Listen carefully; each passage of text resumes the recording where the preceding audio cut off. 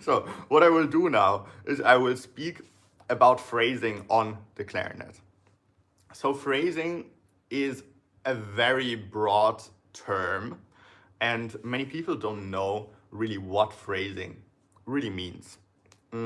So in order to be able to phrase in our music, in our Mozart concertos, in our Weber concertos, and all of that stuff, we first of all have to know what phrasing is. We have to be able to define phrasing. So phrasing, in my opinion, is to show the direction in music.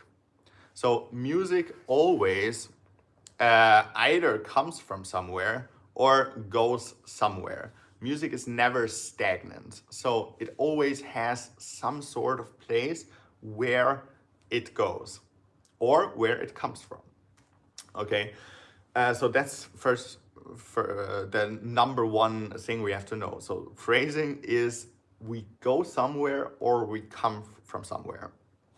Then, in order to be able to phrase to go somewhere or come from somewhere, we actually have to establish a point in the music where we want to go towards, where we want to head to, or that we want to back away from. If we have not established this point, it's pretty hard to know where we're going. Because if we don't know where we're going, then it's hard to go towards it, all right? So let's take now first the Mozart concerto second movement as an example for this. Okay, so it goes like this.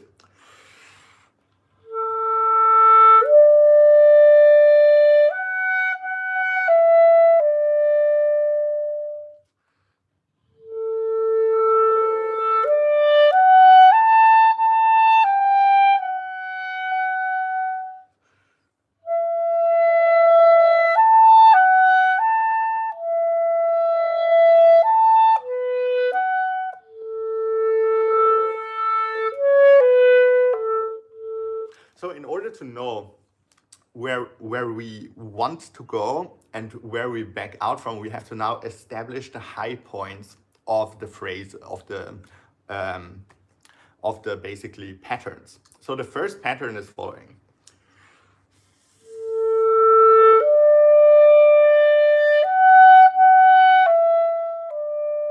So here's very clear. We go towards the second bar. So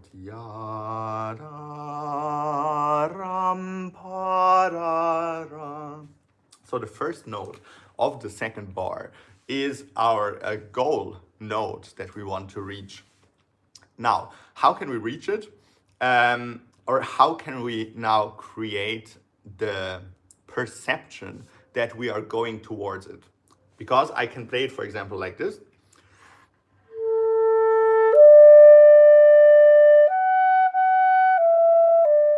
And now I didn't go towards it. So now we have to think very clearly.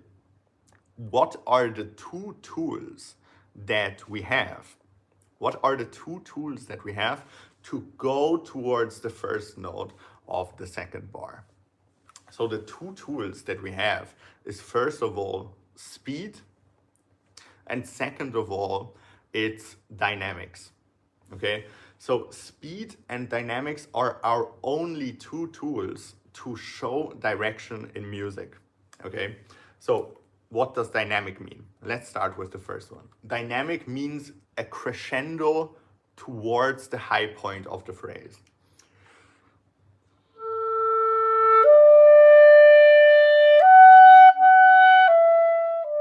Yeah, so we have a direction via crescendo towards the high point of the phrase.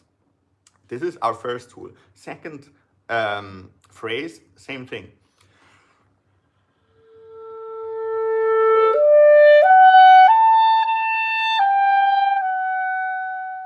And then to go away from the high point of the phrase, which is always the first note of the second bar in this Mozart example, to go away, we do the exact opposite. We use a decrescendo to show phrasing away from it.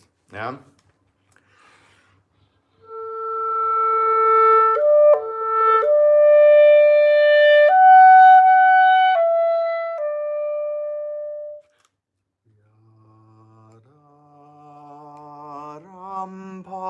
da, da.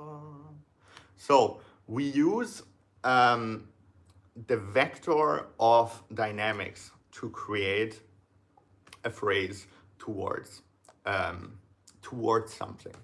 Now we have a second vector or a second tool that we can use to create direction in music. And yeah, you might have, because I said it before already, so you might have guessed it, this vector is speed. By accelerating towards the high point of the phrase, which here is the first note of the second bar. So,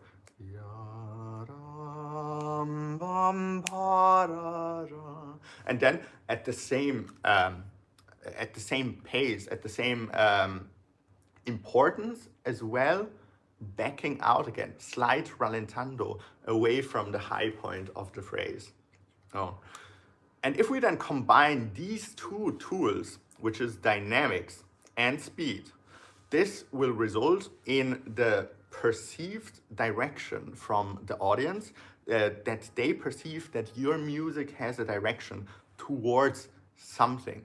If you use dynamics and speed as tools. Yeah. So, and if you use them together, it sounds like this.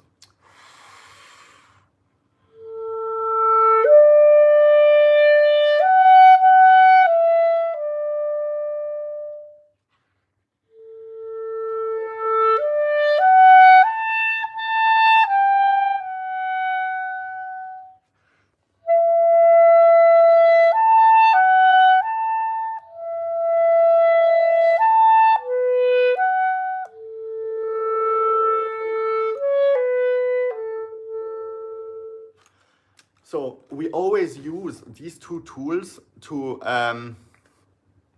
basically show direction. And now, this will not work if we don't know where are the points we want to phrase towards. So here in the first 8 bars of this Mozart Adagio, that is one of the most famous pieces for clarinetists, I think we can agree on that. It would be like this. So,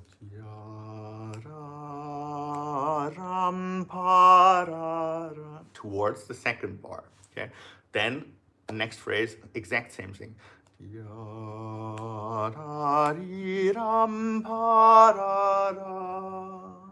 And then it's actually interesting because we can treat it as one giant phrase. So we have a bigger phrase coming. So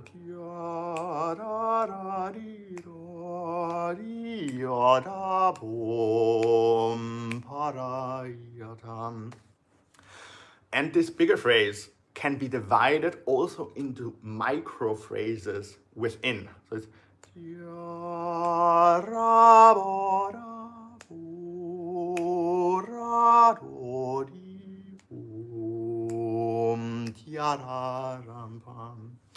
so always towards the second part of the bar.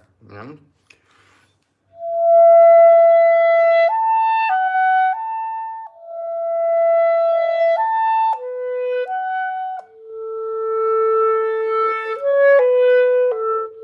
And then towards the dissonance, and then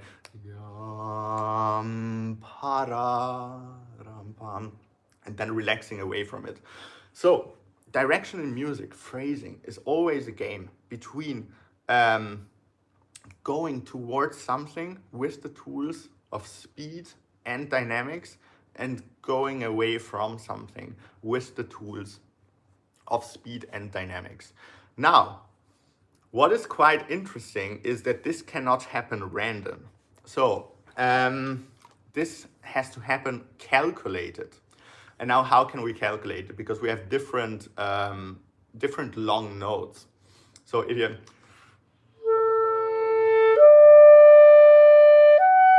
it's difficult to know exactly how to do the accelerando and how to do the diminuendo, how to do the crescendo, just to have basically a regular phrasing, a regular direction. So the way to do that is actually to subdivide the phrase into the smallest rhythmical entity of the solo. Yeah? And this here in the Mozart Concerto Adagio is the eighth note. So first we can just go very simple and subdivide all of the notes into eight notes.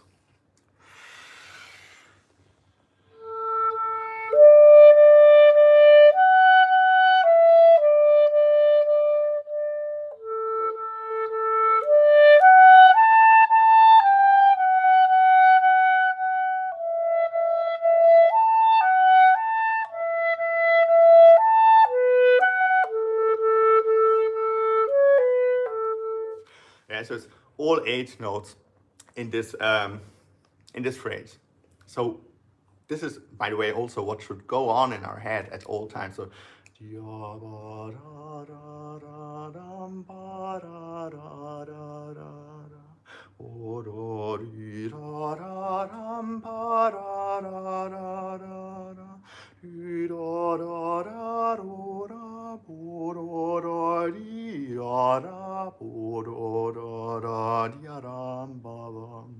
like this, we always have this subconscious pulse that never ends.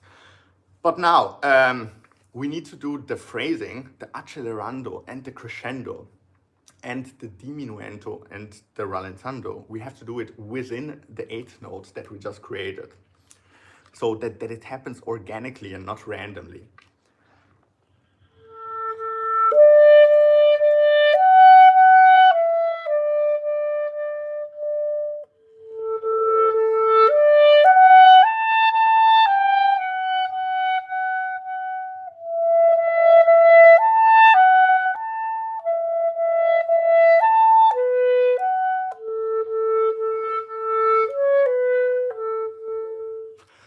Yeah, and like this, we can be absolutely sure that our direction in music, our phrasing was tasteful, because it wasn't random, it wasn't suddenly faster or suddenly louder. It was very even out throughout the entire phrase.